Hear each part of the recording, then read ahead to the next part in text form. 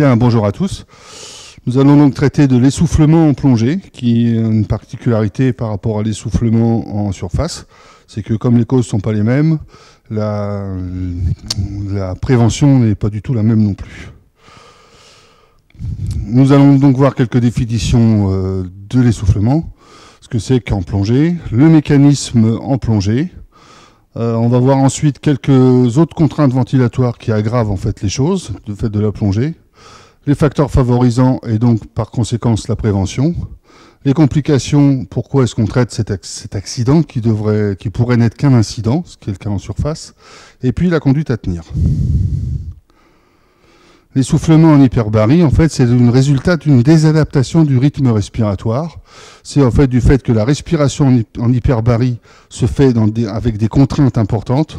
L'organisme n'est pas toujours fabriqué pour ça. Il y a une augmentation, c'est différent en fait d'une intoxication qui serait l'apport de dioxyde de carbone dans la bouteille.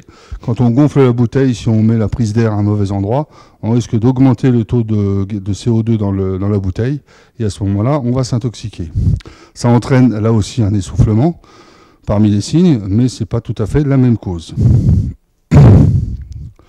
En hyperbarie, en fait, du fait de l'augmentation de la pression ambiante, il y a une augmentation de la masse volumique des gaz. Et donc, il y a plus de gaz qui doit passer dans le même temps dans les bronches, dans la trachée, dans les bronches. Comme il y a beaucoup plus de gaz, ça entraîne une augmentation des résistances à l'écoulement, dont on a vu quand on a traité l'appareil ventilatoire que normalement, elles sont très faibles, permettant donc le déplacement de masse d'air importante pour des variations très faibles de volume. Mais ce n'est pas le cas en hyperbarie, et plus on descend profond, et plus la masse volumique de l'air va être lourde, va être importante. En effet, si on a un air en surface qui pèse 1,29 g par litre, qui a une masse volumique de 1,29 g par litre, à 40 mètres, il est tout de suite multiplié par 5, et le calcul donne 6,45 g par litre. C'est l'équivalent d'un mélange héliox, donc à l'hélium et oxygène, à 300 mètres. Ces résistances à l'écoulement vont entraîner des difficultés ventilatoires, donc qui vont être justement la cause de l'essoufflement. Cette baisse des débits expiratoires, on peut la mesurer. On mesure le débit expiratoire maximum à 85% de la capacité thoracique. On retrouve qu'elle chute de 9 litres par seconde en surface à 4 litres par seconde à 70 mètres. Tout ça, c'est des chutes importantes. À 30 mètres notamment, la ventilation maximum volontaire, c'est-à-dire si on fait ventiler le plus qu'ils peuvent les gens pendant une minute entière, on se rend compte qu'à 30 mètres, c'est divisé par 2. Et le VEMS, qui est une mesure assez fréquente en médecine, le VEMS, c'est le débit ventilatoire expiratoire maximum pendant la première seconde. On fait souffler les gens le plus rapidement possible le maximum d'air, on mesure à la première seconde, et on se retrouve qu'à une profondeur de 52 mètres, c'est divisé par 2. Ainsi, on peut dire que des sujets qui sont sains normalement en surface ont les mêmes débits ventilatoires que des insuffisants respiratoires quand ils sont en plongée profonde. Il faut quand même descendre un petit peu. Cette baisse des débits, elle va porter sur les débits expiratoires et sur les débits inspiratoires. Tout ce dont je vous ai parlé avant, tout a été mesuré en caisson. Donc c'est pas le matériel, le détendeur qui pourrait être mis en cause. Ainsi, l'énergie qui va être dépensée par les muscles ventilatoires va être importante pour essayer de maintenir des débits viables. Et ainsi, il va y avoir une fatigue de ces muscles qui va être importante, plus importante en plongée que normalement, et elle sera plus importante, d'autant plus importante qu'on est mal entraîné. Ainsi, en plongée, il y a une modification des volumes qui apparaît. La ventilation en surface, on a vu, quand on a traité l'appareil ventilatoire, le volume courant ici, normalement, c'est 0,5 g par litre, 0,5 litres, pardon. En plongée, si on ne maîtrise pas sa ventilation, on va avoir tendance, du fait de cette baisse des débits, tendance à inspirer un petit peu plus et avoir une limitation de l'expiration et donc expirer pas complètement. Ce qui va augmenter la capacité résiduelle fonctionnelle et donc va entraîner un renouvellement de l'air qui sera moindre. On va d'autre part respirer, se ventiler les poumons légèrement gonflés, et ce qui va entraîner une fatigabilité musculaire plus importante. D'autre part, en plongée, il y a la pression hydrostatique qui entraîne, comme on a vu quand on a traité la circulation, un afflux de sang dans le thorax, ce qu'on appelle le blood shift, qui peut aller jusqu'à 700 ml. Le tissu pulmonaire ici, il va donc être moins élastique que donc en surface. Et donc, si on récapitule, cette augmentation de masse volumique des gaz va entraîner une diminution des débits ventilatoires. De ce fait-là, il va y avoir une augmentation de la capacité résiduelle fonctionnelle. À cause de cela, on va avoir une hypoventilation alvéolaire. D'autre part, comme on respire les poumons un petit peu gonflés, il y a une augmentation du travail ventilatoire qui entraîne une fatigue plus importante. Par ailleurs, donc le sang va être aspiré plutôt dans le territoire pulmonaire du fait du blood shift lié à la pression hydrostatique, ce qui diminue l'élasticité pulmonaire, ce qui entraîne une modification là aussi de cette CRF. Et donc tout ça concourt à une hypoventilation alvéolaire, une diminution donc du renouvellement de l'air et donc une augmentation, une diminution donc du rejet de CO2, ce qui entraîne une hypercapnie. Puisqu'il y a une augmentation du CO2 dans l'alvéole, il va donc passer en plus dans le sang. Il y a donc une augmentation du taux de gaz carbonique dans le sang. Et ça entraîne un essoufflement qui va être aggravé par la fatigue des muscles ventilatoires. Comme il y a un essoufflement, on se ventile moins bien, et donc il y a encore une augmentation du rejet de CO2 alvéolaire, et c'est ce qu'on appelle ici un cercle vicieux. On se retrouve avec un essoufflement qui aggrave la diminution du rejet de CO2, qui aggrave l'hypercapnie, qui augmente l'essoufflement.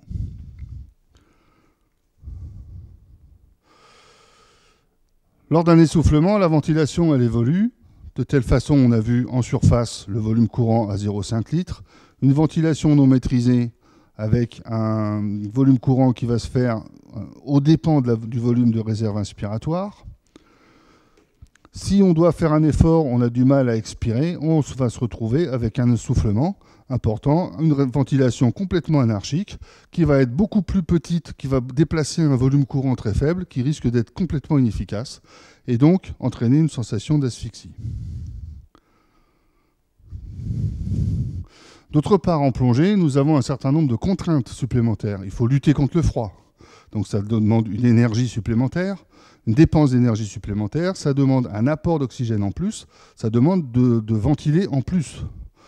On a des efforts à faire, quel que soit le type de plongée qu'on a à faire, il va falloir palmer. Et ça, ces efforts, ça demande une augmentation de la ventilation. Et d'autre part, on peut être sensible à un certain stress, et donc ça modifie aussi la ventilation. Tout ça, ça entraîne une consommation plus grande d'oxygène et une augmentation de la production de gaz carbonique. D'autre part, on se promène dans un milieu qui est très dense. Il est environ 800 fois plus dense que l'air. Donc les mouvements sont beaucoup plus difficiles et coûteux. Voilà. On se promène avec un matériel plus ou moins encombrant, avec une gêne mécanique, là aussi, qui peut être variable en fonction de la combinaison qu'on utilise. Et j'ai retrouvé cette image qui est très évocatrice de la gêne qu'on peut avoir dans certains cas. Il faut donc s'adapter obligatoirement dans tous les cas, même si on est moins lourdement chargé que l'individu précédent, et y compris dans des conditions de plongée qui sont calmes. Les facteurs favorisant l'essoufflement, ils découlent forcément directement du mécanisme. L'augmentation de volume des gaz, elle est liée à la profondeur. Donc plus la profondeur est importante, plus le risque est important. La diminution des débits ventilatoires, elle est liée donc à l'augmentation de la masse volumique, mais elle est aggravée par un détendeur mal réglé, par la survenue d'un stress important, par l'existence d'efforts qui exigent la présence de points d'appui, comme par exemple tenir quelque chose et essayer de visser ou de dévisser quelque chose. Les exercices de poumon ballast qui vont eux aussi modifier les débits ventilatoires, et puis la lutte contre le froid, les réactions même de l'organisme contre le froid. Le travail des muscles ventilatoires, il va être augmenté du fait des efforts physiques. mais il y a une augmentation lors des efforts physiques de production de gaz carbonique qui va aggraver l'hypercapnie. Si l'exercice est trop intense, eh bien là, il va augmenter la fatigue des muscles ventilatoires. Le fait d'avoir un entraînement trop faible, pas suffisant, va là aussi augmenter la fatigue des muscles ventilatoires.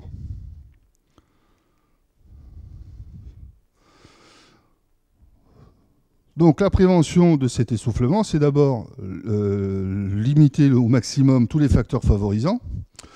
Il faut donc limiter les efforts avant la plongée aussi bien qu'au fond, avoir un matériel bien entretenu, en bon état et puis suffisamment souple quand il s'agit du détendeur. Il faut savoir s'équilibrer pendant la plongée. Il faut apprendre à maîtriser sa ventilation. Et là, le fait de plonger régulièrement, souvent, ça permet de s'y habituer, de s'adapter un petit peu mieux. L'entraînement en endurance, là aussi, permet un meilleur contrôle de sa ventilation. Il faut avoir un matériel, une combinaison qui permet de lutter contre le froid de façon efficace. Et un comportement de guide de palanquet, pour vous, quand vous emmènerez les gens en plongée, qui permet justement de prévenir tout ça. Donc de les emmener dans des conditions où ils seront moins stressés, où ils n'auront pas d'efforts à faire, où vous aurez à vérifier le matériel qu'ils vont emmener, qu'il s'agisse du matériel respiratoire comme du matériel de protection, comme la combinaison, comme leur matériel pour s'équilibrer. Et puis enfin, il faut respecter une progressivité dans les profondeurs atteintes, qu'il s'agisse de vous-même ou qu'il s'agisse des gens que vous emmenez, dans les types de plongée, dans la saison, mais aussi par rapport au niveau de vos élèves.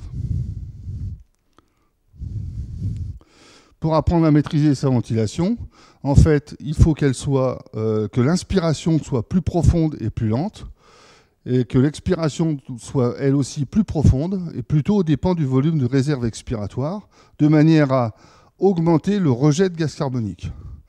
En plongée, elle va devenir active, cette expiration, et utiliser à ce moment-là les muscles accessoires. Ce qu'on retrouve sur le schéma ici. Sur une ventilation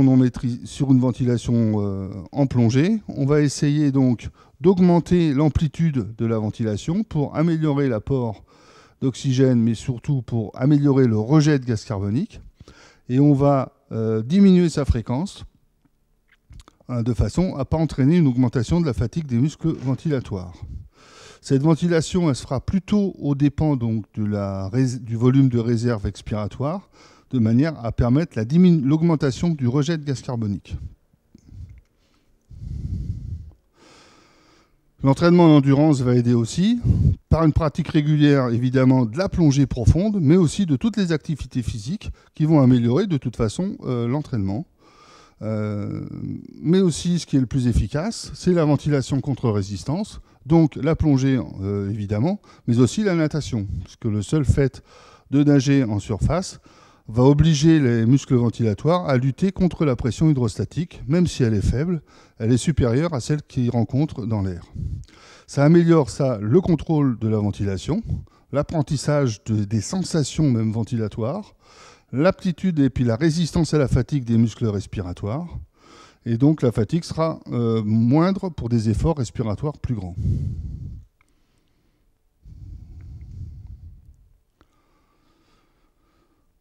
Respecter la progressivité donc, dans la profondeur, mais aussi dans les niveaux de stress. Plonger dans des milieux où l'obscurité est plus importante, donc soit parce qu'on est profond, soit parce qu'il n'y a pas de visibilité, soit parce qu'on est dans certaines carrières. Dans les types de plongées, dans le froid par exemple, ou dans les plongées sous plafond, ou dans les plongées dans les épaves. Et puis respecter une progressivité dans l'autonomie. Voilà.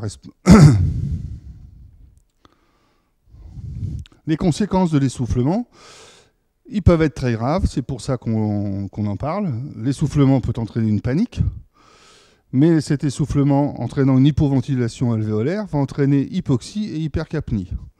La panique, elle risque d'entraîner une absence d'expiration, une recherche d'une situation de secours vers la surface, donc il y a un risque non négligeable de surpression pulmonaire. Il y a un risque d'inhalation d'eau, avec le risque de noyade. L'hypoxie et l'hypercapnie vont favoriser la narcose, donc qui favorise là aussi, à la suite desquelles il y a un risque de noyade. Et enfin, du fait de l'hypoventilation alvéolaire, les échanges gazeux sont perturbés et il y a donc un risque d'accident de désaturation, surtout si la plongée a été relativement profonde et longue. La conduite à tenir face à ce type d'accident, c'est facile. Il faut remonter la victime le plus efficacement possible, en essayant de la calmer pour qu'elle puisse récupérer quand même une ventilation normale, en sachant que tant qu'elle restera au fond, ça ne sera pas possible, puisque le facteur favorisant l'essoufflement le plus important, c'est l'augmentation de la masse volumique des gaz liée à la profondeur de la plongée. En lui évitant forcément tout effort de façon à ne pas produire de gaz carbonique en plus, et surtout en se protégeant soi-même, puisque la panique étant proche tout le temps, il y a un risque de se faire de se battre contre sa victime. Donc il vaut peut-être des fois mieux intervenir sur le côté, voire de dos. Je vous remercie de votre attention.